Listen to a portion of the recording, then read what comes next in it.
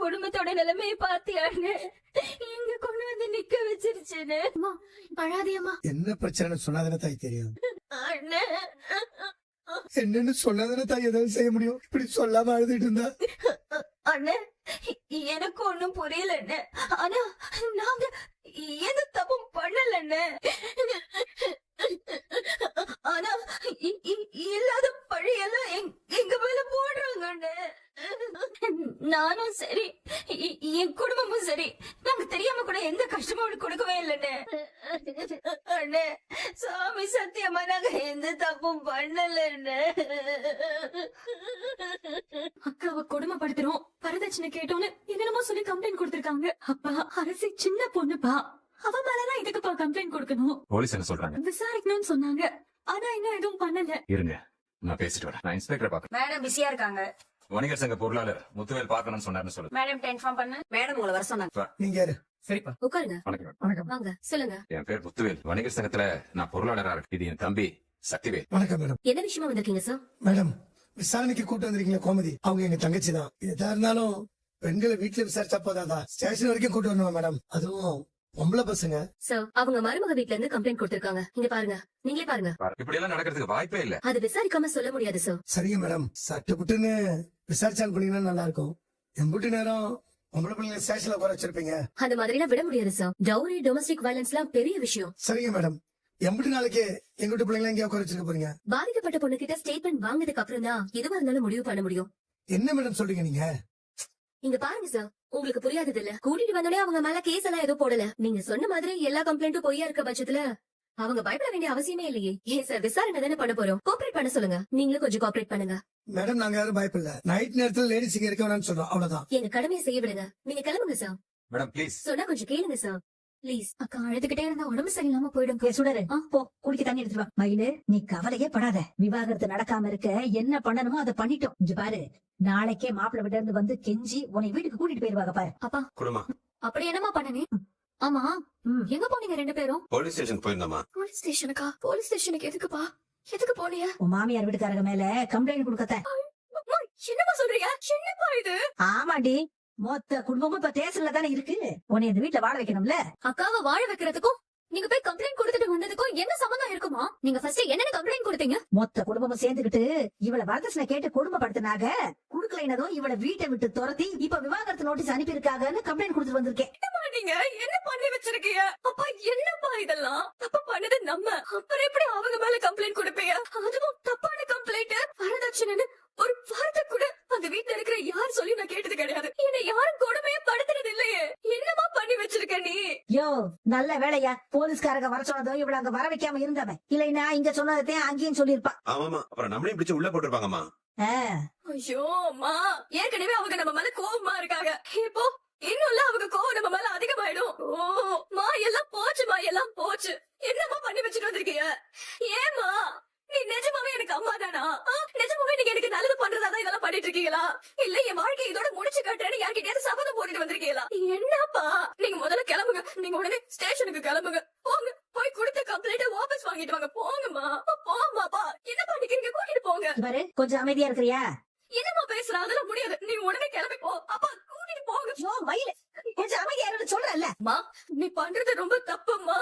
ஆமாமா, நானும் அததான் அம்மா கிட்ட சொன்னேன். ஆனா நீ நல்லா வாழணும்னா இதை விட்டா வேற வழி இல்லம்மா. போலீஸ் கம்ப்ளைண்ட் கொடுத்து என்ன கூட்டிட்டு போய் இந்த வீட்டை வாழ வைப்பாங்கன்னு உனக்கு யாரு சொன்னாங்க? ஐயோ மயிலு, அது மான அவமானத்துக்கு பயந்த குடும்பம்டி.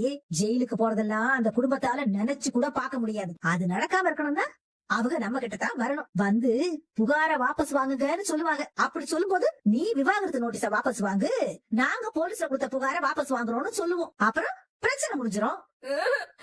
ஈஸியா முடியற பிரச்சனை இல்லமா இது. என்னென்னமோ சொல்ற. உனக்கு ஒண்ணும் புரியாது மயிலு. ஆடுற மாட்ட ஆடி கறக்கணும், பாடுற மாட்ட பாடி கறக்கணும். அவங்க வழியிலேயே போயிட்டே அவங்க நம்ம வழிக்கு கொண்டு வரணும். இல்ல இல்ல இல்ல, நீ என்ன சொன்னாலும் சரிமா. நீ பண்றது ரொம்ப தப்புமா. இப்படி பண்ணத நீ முதல்ல கிளம்புமா. சரிடி, அப்படின்னா பேசாம அந்த விவாகரத்து நோட்டீஸ்ல கையெழுத்த போட்டுட்டு விவாகரத்தை வாங்கிட்டு இங்கே ஏதாவது வீட்டுல ஒரு மூலையில உட்கார்ந்துட்டு என்ன? என்னால முடியாது. என்னால என் வீட்டுக்காரர் இல்லாம இருக்க முடியாது. உன் பேச்ச கேட்டா அதான் நடக்கும். நீ ஒரு மூலையில இரு.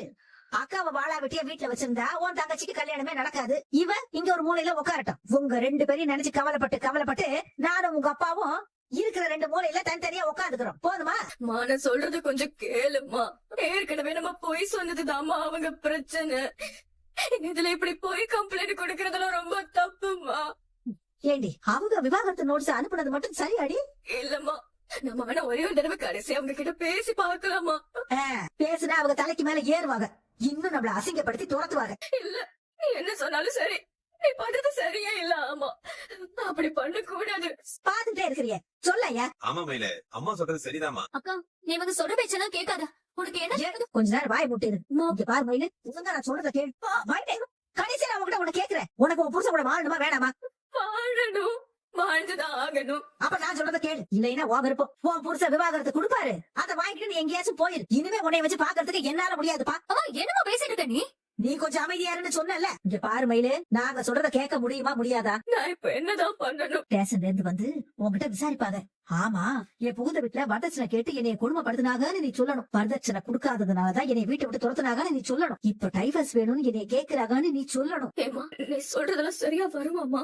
சரியா வரும் மயிலு. மயிலே, உன் வாழ்க்கையை நீ காப்பாத்திக்கணும்னு நினைச்சா அதுக்கு என் பேச்ச நீ கேளு. ஒழுங்கா அம்மா சொல்றத நீ கேட்டீங்கன்னா மொத்த குடும்பமும் வந்து உன் கால்ல விடும். மயிலு மயிலு, இது மட்டும்தான் மயில நம்ம சொல்ல போற கடைசி பொய். இத மட்டும் நீ சொல்லிட்டேன்னு வையேன், அதுக்கப்புறம் நம்ம பொய் சொல்ல வேண்டிய அவசியமே வராது. என்ன பண்றதுன்னு நீ யோசிச்சு முடிவை பண்ணு. சுடர், இது எப்படிமா? நீ சொல்ற அம்மா என்னென்னமோ சொல்றாள், அதெல்லாம் சரியா வருமா? அக்கா இல்ல வா இருக்கா வர.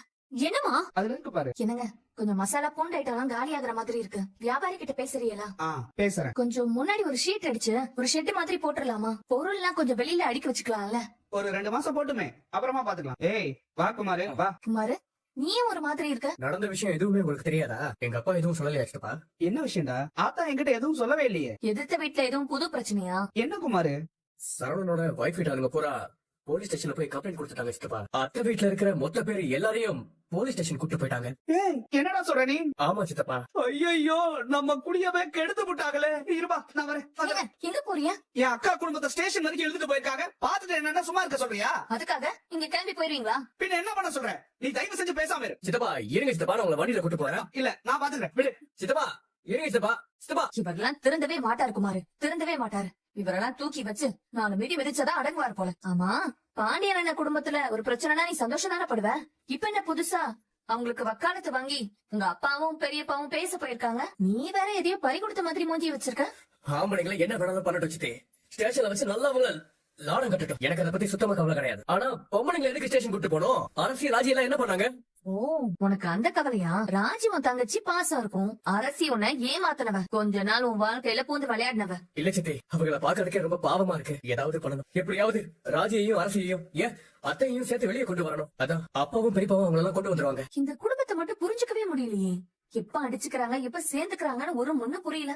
நான் ஒரு பைத்தியக்காரன். அந்த வீணா போன குடும்பத்துக்கு நானே ஐடியா கொடுத்துட்டேன், குற்றம் வச்சிருக்கேன். இந்த பாட்டி மலைகள் கோவத்துல நீங்க போலீஸ் ஸ்டேஷன் போங்க, கம்ப்ளைண்ட் கொடுங்கன்னு சும்மா ஒரு டீமுக்கு தானே சொன்னேன். நானு பாட்டியை வெறுப்பேற்றணும், அவனை கோவப்படுத்தணும், அவனை அசிங்கப்படுத்தணும் அந்த இடத்துலன்றதுக்காக தான் தங்கச்சி பொண்ணெல்லாம் ஸ்டேஷன் கூட்டு வருவாங்கன்னு கனவுல கூட நினைக்கலன்னு. பிரச்சனை வெளியே கூட்டு வரணும்னு கொண்டு வந்துடலாம்டா. ஆனா நீ பெரிய தப்பு பண்ணிட்ட. கோவப்படலாம், ஆனா அந்த கோவத்துல வார்த்தையை விடக்கூடாது. வார்த்தையை கொட்டிட்டா அல்ல முடியும். தேவையில்லாத ஐடியாவெல்லாம் கொடுத்து இந்த அளவுக்கு பிரச்சனை பெருசாக்க. இனிமேலாவது நீ உன் கோவத்தை கண்ட்ரோல் பண்ண. அது எல்லாரும் என்னண்ணே குமார் வந்து என்னென்னமோ சொல்றான். எல்லாத்தையும் கோளாறு பிடிச்ச குடும்பத்தோட வேலைடா. அந்த பொண்ணு வீட்டை விட்டு அனுப்புறதுக்காக தங்கச்சி குடும்பத்தையே பழி வாங்குறாங்கடா. வாய திறந்தா பொய்யா சொல்லிக்கிட்டு இருந்தா வேற என்னென்ன பண்ணுவாங்க? சரவணன் நேத்து வந்து என்ன பார்த்தானே, பையன் பாவனே கதறி அலறானே. படிப்பு வயசு குழந்தைன்னு எல்லா விஷயத்திலயும் பொய் சொல்லியிருந்தா அவன் என்னன்னே பண்ணுவான்? அந்த பொய்யை மறைக்கிறதுக்காக தான் வேற என்னென்னமோ கம்ப்ளைண்ட் கொடுத்து வச்சிருக்காங்க. என்ன சொன்னா கோமாதி வீட்டு ஆளுங்க வெளியே வர முடியாதோ அதை எல்லாத்தையும் சொல்லி வச்சிருக்காங்க. என்னது அண்ணே, நீங்க என்ன இங்க நின்னுட்டீங்க? நாம போய் பேசி வீட்டுக்கு கூட்டிட்டு போனோம்ல? டேய், அது சம்பந்தமா பேசிட்டு தான் இருக்கோம். அப்ப எல்லாருமே உள்ளதா இருக்காங்களா? ஆமா, எல்லாம் உள்ளதா இருக்காங்க. நான் போய் பாக்குறேன். பாரு. அக்கா, மாமா மாமா பழனி, அக்கா, பழனி, நீங்க எல்லாரும் எதுக்குக்கா இங்க வந்தீங்க? பழனி.